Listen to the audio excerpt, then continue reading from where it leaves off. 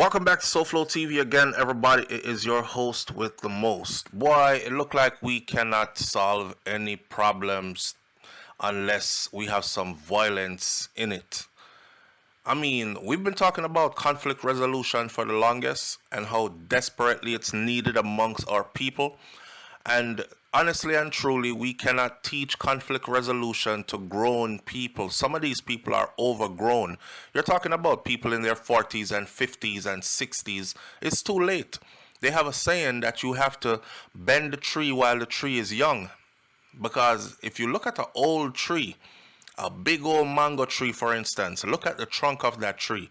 You know how hard it is to bend that tree? You probably can't bend it. The tree can only break if you try to bend it. So you have to bend the tree from it young, right? Which means we need to be teaching conflict resolution in schools at a very, very young age so that our future generation of people will be people who can resolve conflict without violence. This story is out of Clarendon, Jamaica, which is my part of Jamaica, and everybody who follows SouFLoTV knows I am a proud Clarendonian. I brag about it every which part I go. Clarendon, my little paradise part of Jamaica. Anyway, the headline says that Clarendon funeral home operator was killed during a fight. I saw some people who said he is the person who owns the funeral home, and then I saw others who said he doesn't own the funeral home, he just operates the funeral home. Either way, I don't know because I did not take the time to vet that piece of information because that part was not that important to me. Who owns it? The news says he is the funeral home operator. It says that the funeral home operator was shot dead in Palmer's Cross, Clarendon, on Tuesday during a fight. The deceased has now been identified as 42-year-old Sherwayne Williams, also known as Baba, of Newtown address in Hayes, in the parish. Williams was the owner of Rising Footprints Funeral Home. So it says it right here in front of us in the updated Jamaica media. Shout out to the Jamaica Star that he was the owner. Now, how ironic, right? How ironic that he is the funeral home owner and he was killed. So now the services that his business renders will be rendered to him or will be needed for him. Because surely he will need a funeral procession. Surely he will need a send-off. He will need to be buried, right? So Williams was the owner of Rising Footprints Funeral Home.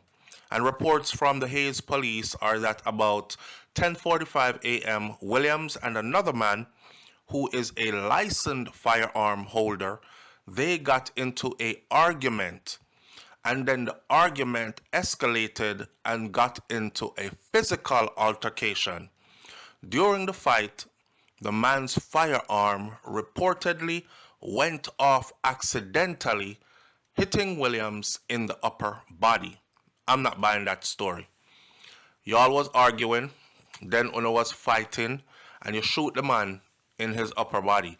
I don't know who this firearm holder is. It's his legal firearm according to the news.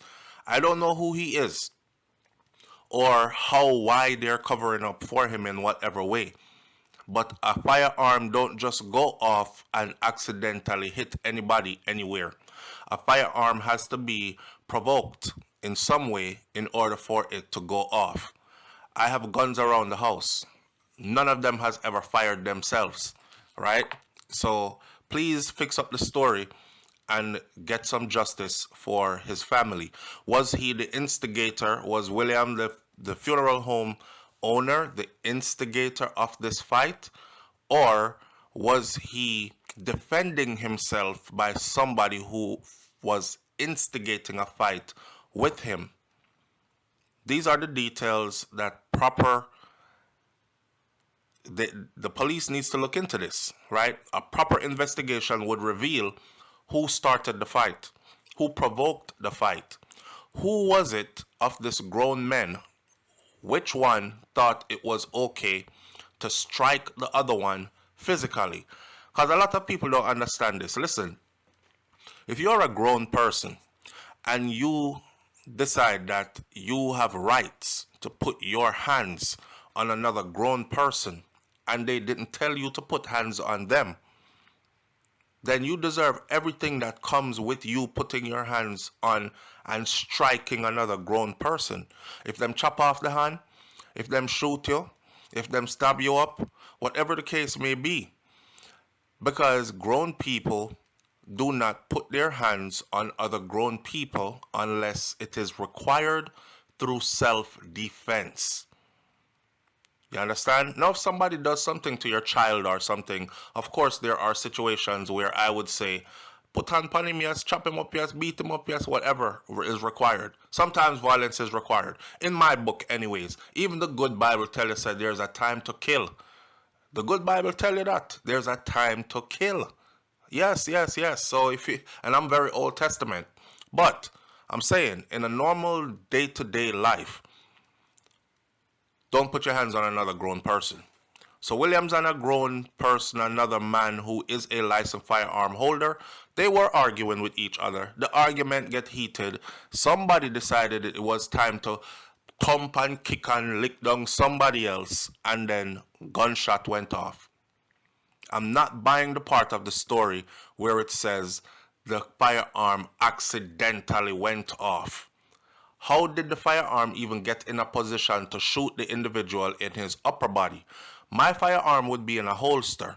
So if I'm fighting with somebody and my firearm in the holster goes off, that firearm will probably shoot me in the leg if it goes off, because the firearm positioned in a holster is pointed downward, right?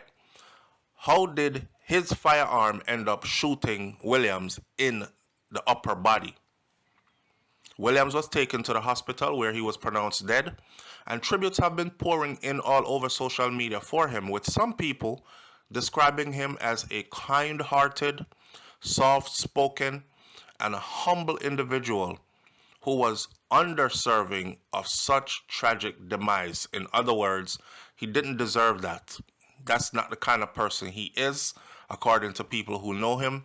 He is not an aggressive person. He is not a fighting kind of person. So this is not adding up to me. Up to August 24th, according to news media information out of Jamaica, a total of 52 people have been killed in Clarendon this year so far. From January 1st of 2024 to August 24th of 2024, 52 people have been killed. We're not talking about people who died in car accidents. We're not talking about people who passed away from illnesses. We're not talking about people who died of old age. We're talking about people who have been murdered. 52 in Clarendon alone. And we have 14 parishes. And in other places, the number is much higher.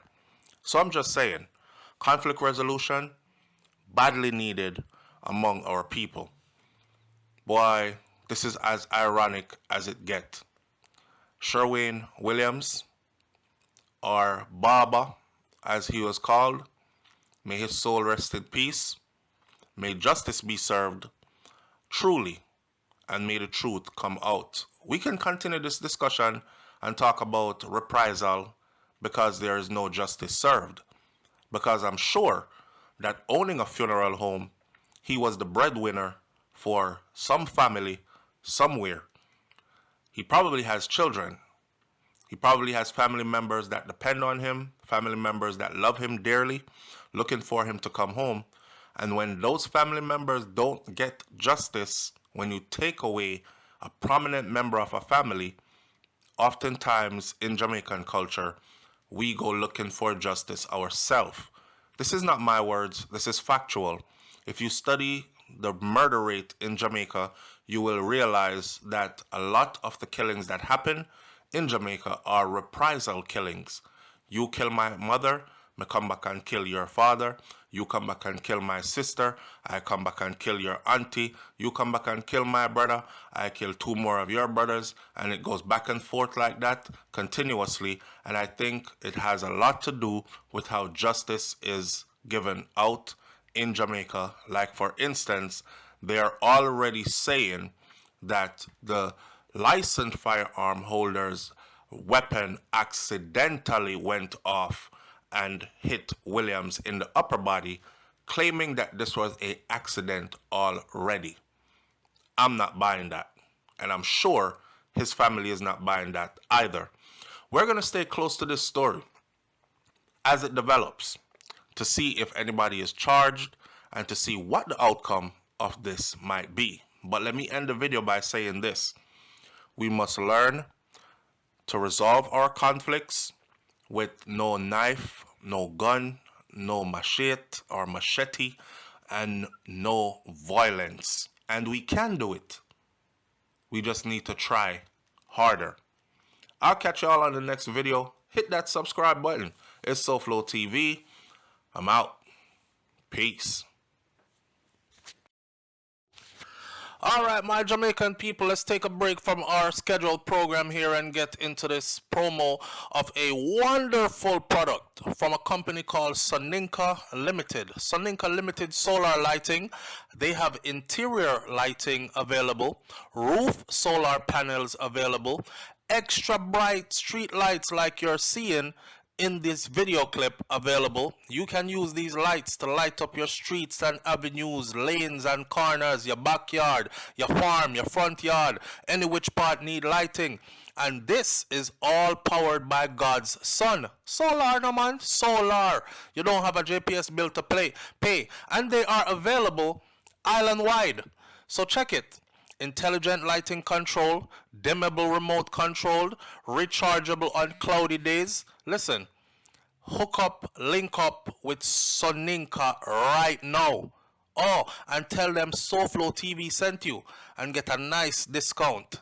And get yourself out of the darkness and into the light. Back to our regular scheduled program at hand. Peace.